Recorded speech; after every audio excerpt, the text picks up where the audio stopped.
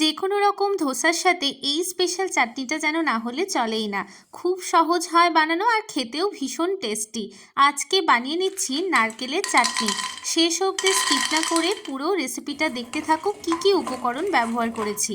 দেখো এখানে পরিমাণ মতো বেশ কয়েকটা চিনেবাদাম নিয়ে নিলাম, ড্রাই রোস্ট করে নেব। বাদামের খোসাগুলো তুলে নিচ্ছি। দেখো কি সুন্দর বেশ ভালো মতো ড্রাই রোস্ট হয়ে গেছে।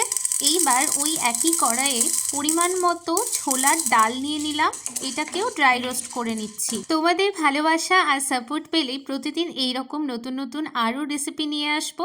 আর শেষে যদি রেসিপিটা ভালো লাগে লাইক কমেন্ট শেয়ার সাবস্ক্রাইব করে দিও কিন্তু। একটা মিক্সি জার নিয়ে নিলাম, দিয়ে দিচ্ছি কুচনো নারকেলটা আগে থেকেই কুচিয়ে রেখেছিলাম। আর ভাজা চিনেবাদাম, ভাজা ছোলার ডাল দিয়ে দিচ্ছি। পরিমাণ মতো দিয়ে দিলাম নুন, তোমরা তোমাদের স্বাদ অনুযায়ী ব্যবহার করবে। দুটো কাঁচা লঙ্কা দিয়েছি, এই লঙ্কাগুলো ভীষণ ঝাল হয় তাই জন্য দুটো দিলাম। আর দিয়েছি আদা। এইবার জল কিছুটা দিয়ে পেস্ট করে নেব। পেস্ট হয়ে গেছে। কড়াইয়ে 1 চামচ মতো সর্ষের তেল দিয়ে দিলাম, খুব ভালো করে তেলটাকে গরম করব।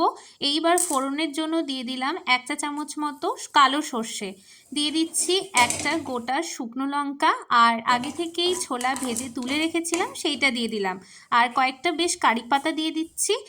নাড়াচাড়া করে নিয়ে চামচের মধ্যে নিয়ে চাটনিটার উপরে ছড়িয়ে দিলাম। আর চাটনিটার সাথে খুব ভালো করে মিক্স করে নিচ্ছি। চাটনিটা রেডি হয়ে গেছে।